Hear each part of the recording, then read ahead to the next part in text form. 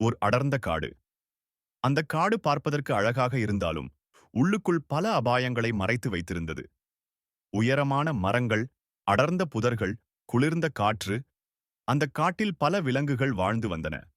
அந்த விலங்குகளில் மிகவும் அதிகமாக இருந்தது முயல்கள். முயல்கள் எண்ணிக்கையில் அதிகம், ஆனால் தைரியத்தில் அவை மிகவும் குறைவு. ஒரு இலை அசைந்தாலே, ஓ, புலி வந்துடுச்சா? ஒரு காற்று வீசியாலே, ஐயோ, சிங்கம் வருதா? அவ்வளவு பயம். முயல்கள் தினமும் பயத்தோடுதான் வாழ்ந்தன. புலி பயம், சிங்க பயம், நரி பயம், கழுகு பயம், மனிதன் பயம். இந்த வாழ்க்கை என்ன வாழ்க்கை என்று சில முயல்கள் மனதில் கேட்க ஆரம்பித்தன. ஒரு நாள் காட்டின் ஒரு பெரிய ஆலமரத்தின் கீழ் எல்லா முயல்களும் கூடியன. மிகவும் வயதான ஒரு மூத்த முயல் எழுந்து பேச ஆரம்பித்தது. நாம் இப்படியே பயத்திலேயே வாழ வேண்டுமா? ஒவ்வொரு நாளும் மரணத்தை நினைத்துக் கொண்டே வாழ்வது வாழ்க்கையா? ஒரு இளம் முயல் சொன்னது. நமக்கு தைரியமில்லை, நம்மை யாரும் மதிக்க மாட்டார்கள். மற்றொரு முயல் கண்ணீர் மல்க சொன்னது. பிறந்த நாளிலிருந்து பயம் மட்டுமே பார்த்தோம். அப்பொழுது கூட்டத்தில் ஒரு சிந்தனை உருவானது.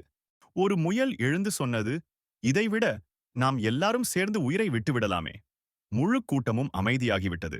அந்த அமைதியில் ஒரே ஒரு சத்தம், ஆம். ஒவ்வொரு முயலும் மனதில் ஒரே எண்ணம், பயத்தோடு வாழ்வதை விட ஒரே நிமிடத்தில் முடிந்து விடுவது மேல். அந்த காட்டில் ஒரு பெரிய குளம் இருந்தது.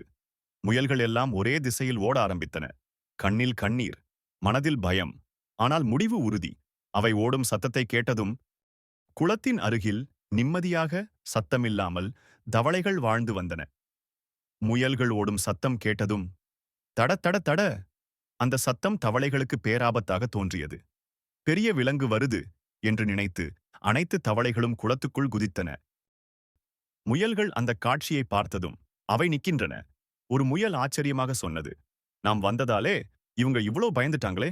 மற்றொரு முயல், அப்படின்னா நம்மளை விட பயந்த உயிர்கள் இருக்கிறதா? அந்த நிமிடம் முயல்களின் மனதில் ஒரு பெரிய மாற்றம். மூத்த முயல் மெதுவாக சொன்னது, நாம் தான் இந்த உலகிலேயே மிக பயந்தவர்கள் என்று நினைத்தோம். ஆனா நம்மை விட பயந்த உயிர்களும் இருக்கின்றன.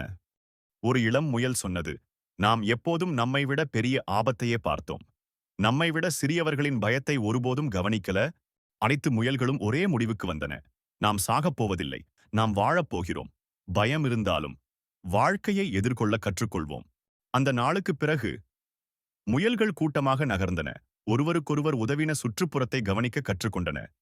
தேவையில்லாத பயத்தை விட்டன. பயம் போகவில்லை. ஆனால் பயம் வாழ்க்கையை ஆளவில்லை. குளத்திலிருந்த தவளைகள் மெதுவாக வெளியே வந்தன.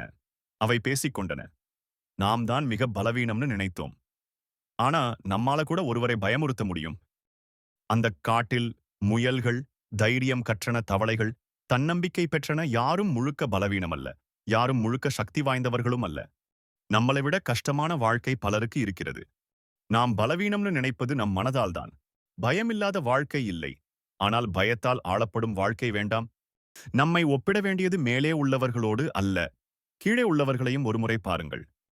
இந்த உலகத்துல நீங்க தான் ரொம்ப கஷ்டப்படுறீங்கன்னு நினைக்கும்போது ஒரு முறை திரும்பி பாருங்க. உங்க இருப்பே ஒருத்தருக்கு கனவா இருக்கலாம்.